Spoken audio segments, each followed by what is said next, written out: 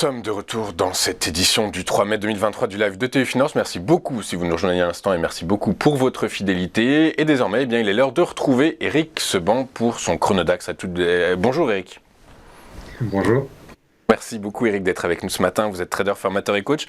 Eric, cette semaine, c'est une semaine un peu de tous les dangers, entre des publications d'indicateurs d'activité de part et d'autre de l'Atlantique, les grandes décisions de politique monétaire des principales banques centrales de la planète, Fed aujourd'hui, Fed ce soir à 20h, BCE demain à 14h15. Est-ce que cette salve d'indicateurs et de publications pourrait faire sortir le DAX de sa zone de latéralisation dans laquelle il semble être coincé depuis déjà plusieurs séances ?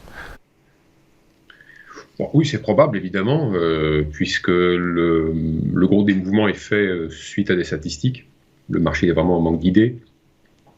Il n'arrive pas à trouver un relais haussier comme on l'avait un peu prévu quand même. Actuellement, on est au même prix que mercredi dernier, après avoir essayé une nouvelle extension haussière lundi. On s'est arrêté sous la résistance, une grosse résistance dont je vous ai déjà parlé en vous disant qu'elle serait difficile à franchir, 16 100.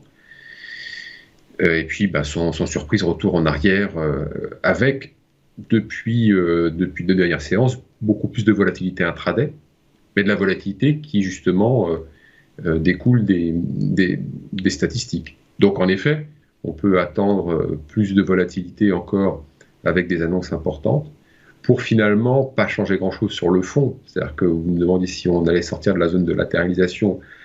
Alors, effectivement, on accumule point haut.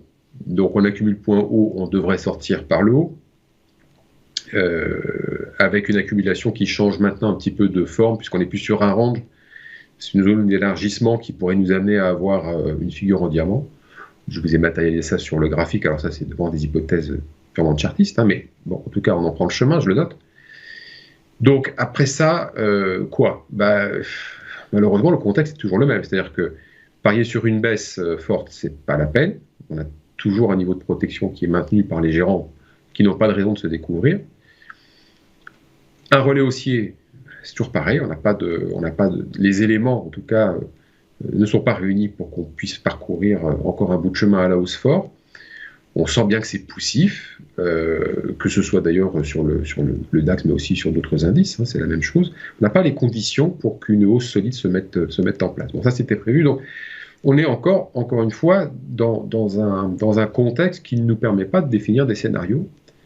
En tout cas, la seule chose qu'on peut faire, c'est définir les probabilités d'aller dans un sens ou dans l'autre. Voilà, et elles sont faibles dans les deux sens. Donc, ça prône pour la poursuite d'une accumulation point haut, qu'elle soit sous forme latérale, en range rectangle ou bien dans une zone un peu plus discordue, ça ne change pas grand-chose. Les éléments de contexte ne nous amènent pas à imaginer qu'on peut avoir quelque chose qui donne un relais haussier ou baissier parce que les éléments de contexte n'ont pas changé. Donc, alors, les nouvelles. Est-ce qu'on aura des nouvelles fortes ou pas? Voilà, c'est un peu ça. Si on a des nouvelles comme d'habitude, on va bouger comme d'habitude. Donc, de la volatilité intraday, parce que il faut bien faire la différence entre la volatilité intraday et la volatilité sur les options. Là, c'est complètement différent. Elle est complètement stable, la volatilité sur les options. Et donc, on n'a pas, par justement la volatilité sur les options, l'observation de l'évolution de la volatilité sur les options, la non-évolution d'ailleurs, une indication que le marché est plus fébrile ou plus optimiste. Non, ça varie à peine en fonction des derniers mouvements. Voilà, on a fait un nouveau plus haut, mais bon, personne n'est dupe encore une fois. Donc, pas de baisse forte de la volatilité pour autant. Retour en arrière, pas d'augmentation de la volatilité pour autant. Tant qu'on reste dans cette zone, ça va rester stable.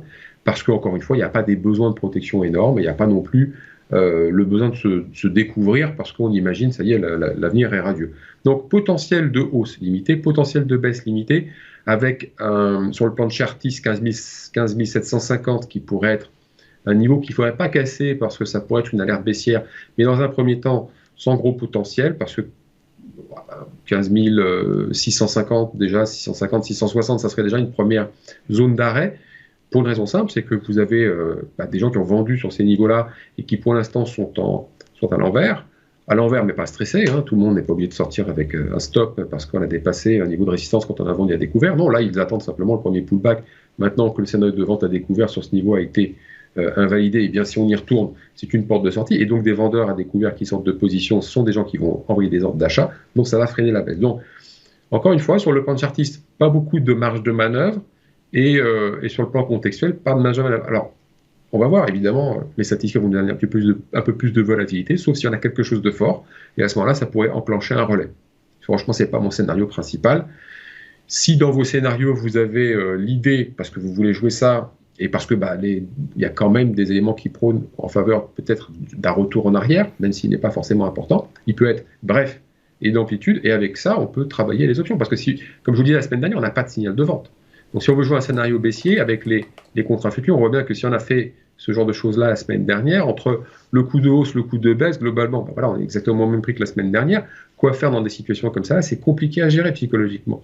Alors que si vous prenez des options de baisse, par exemple les puts, qui ne sont pas très chères, eh bien vous avez le temps que le scénario se réalise sans justement avoir un impact émotionnel causé par le chaos intraday auquel on peut être confronté parfois et auquel certainement on va être confronté ces prochains jours. Ok, très clair. Écoutez, vous parlez de surprise. A priori, la Fed, c'est 25 points de base de hausse. C'est du côté de la BCE qu'il faut s'attendre. Il y a éventuellement un peu de suspense. On se pose la question de savoir si ce sera 25 ou 50 points de base de hausse de taux qui sera annoncé demain. Très clair. Merci Eric d'avoir été avec nous. Eric Seban, trader, formateur et coach, qui nous accompagne tous les mercredis matins pour nous décortiquer les mouvements volatiles ou non sur l'indice phare allemand. Voilà, on marque une dernière courte page de publicité et on se retrouve juste après pour notre point bourse et la fin de cette édition du live de Téléfinance. À tout de suite.